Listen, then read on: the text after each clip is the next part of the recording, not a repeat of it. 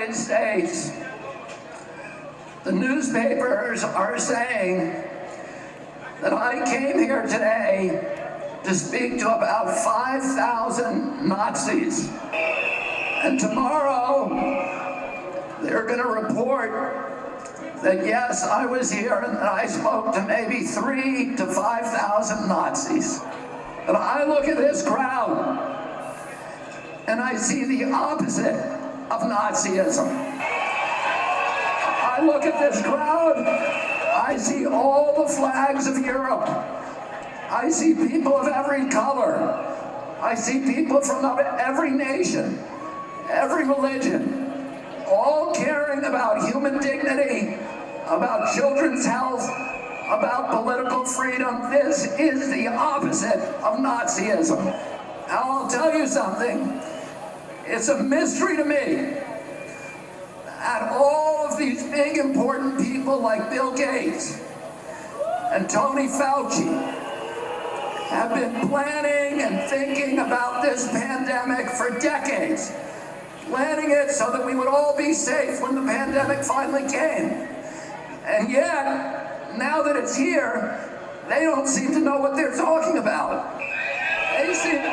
They seem to be making it up as they go along. They're inventing numbers. They cannot tell you what the case fatality rate for COVID is. That's basic. They cannot give us a PCR test that actually works. They have to change the definition of COVID on the death certificates constantly to make it look more and more dangerous. The one thing that they're good at is pumping up fear. The only thing a government needs to make people into slaves is fear. And if you can figure out something to make them scared, you can get them to do anything that you want.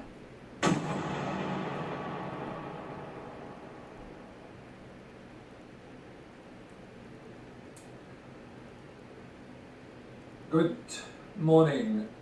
My name is Michel Chossudovsky from the Center for Research on Globalization, which is based in Montreal.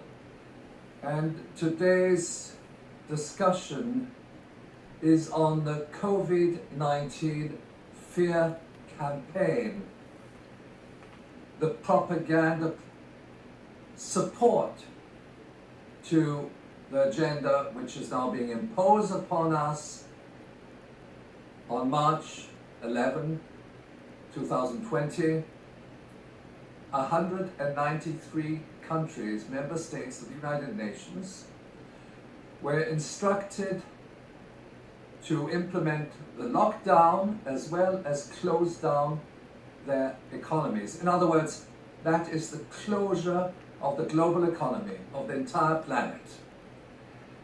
And we have been led to believe that this devastating decision, which has resulted in bankruptcies, mass unemployment, poverty and despair, that this decision to close down the world economy was taken with a view to resolving a public health concern, namely the COVID-19 pandemic. At this juncture, people around the world are protesting. They are protesting in major European capitals, and the media has barely reported the significance of these protests. And indelibly, they have assigned these mass movements to so-called right-wing extremists, particularly in Berlin, where a group which did not belong to the protest movement assaulted the Reichstag. And we know from history that the Reichstag represents democracy and it's the parliament. What we have to understand is that the imposition of social distancing, the face mask, this closing down of schools, the disruption of the entire healthcare system, is not a solution to reducing the impacts of COVID-19 via the virus. Now, why am I saying that? We have a campaign, a fear campaign, which is based on lies and fabrications. The legitimacy of these far-reaching decisions, essentially to close down the whole economic landscape, to prevent people from attending schools and universities, going to museums, going to sport events, it is based on depicting COVID-19 as a dangerous virus. That's the basis of the fear campaign. Now, if you consult official documents, including the World Health Organization, the Center for Disease Control, which is based in Atlanta, Georgia, and other documents and scientific documents, COVID-19 is not a dangerous disease. And in fact, it is viewed by scientists and medical doctors as akin, similar to seasonal influenza. And we have seasonal influenza every year. It is a coronavirus, but so is seasonal influenza. And mind you, the sources for this statement on seasonal influenza, they come from prominent figures such as Anthony Fauci, Robert Redfield, who is head of the CDC, and they, in their peer-reviewed reports in the New England Journal of Medicine, they say categorically it is similar to seasonal influenza. That's the first point. If it's similar to seasonal influenza, it does not constitute this sort of dangerous virus. They portray the virus as a disease. In fact, the virus is never a disease. The ailment, what results from the virus, is respiratory problems. In other words, it's, and plus, of course, pneumonia. So that is the description provided by the World Health Organization. And it has certain similar features to seasonal influenza, which is caused by virus ABCD and then subcategories of those viruses.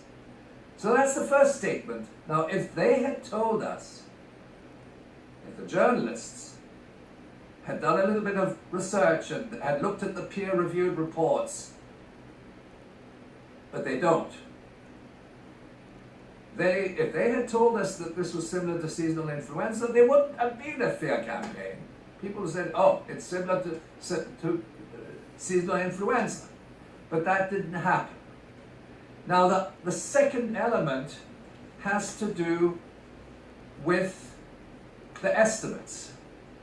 And the estimates are there, the estimates of COVID positive.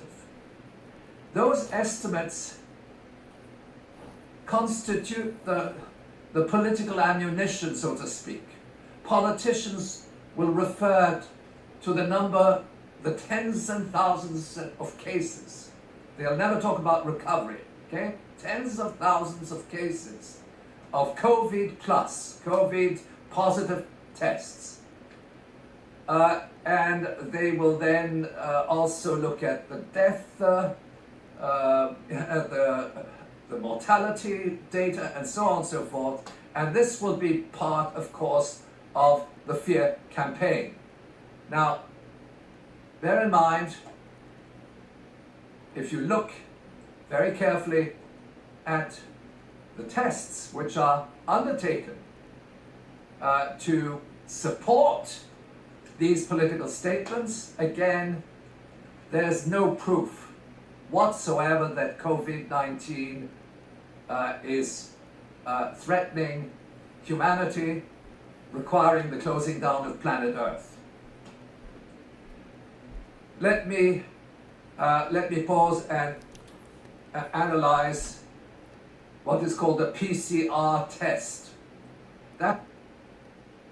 Well, I'm running up against my limit here in time. This is premiering just right about now, Global Research TV. You can find the entire thing on YouTube, and it's going to be worth watching. But all I can say is from 77 years old, I'm pretty sure I had the Asian flu. I know I had the Hong Kong. I know I had the London flu, and probably the swine flu, or, all of them. I've had it many times.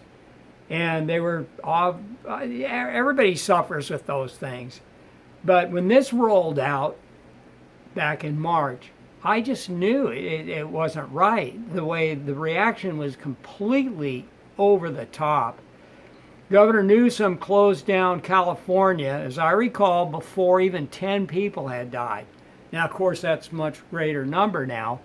But in '68, the swine flu, and I had to research this, it killed 57 people. I mean, not the swine flu, I'm sorry. The London flu, 1973, killed 57 people in California, and I was down with it. I went to Kaiser Hospital in Bellflower, and it was packed. It was so full. There was a place to sit down, but here you're amid the sea of humanity with, sick as hell. So I left and went down the street and had another doctor treat me, outside my insurance plan. And I have a background in science, nothing terrific. I'm not bragging about, not saying it makes me special, because anybody can research these things now. You don't need a degree in zoology, and you don't need to be working for the health department like I was at the time. It didn't mean anything. You can find this out. But maybe it gave me a little bit of an edge, having been older and having been sick all those times with the flu. So anyway, that's the end of it. And I thank you for watching it here.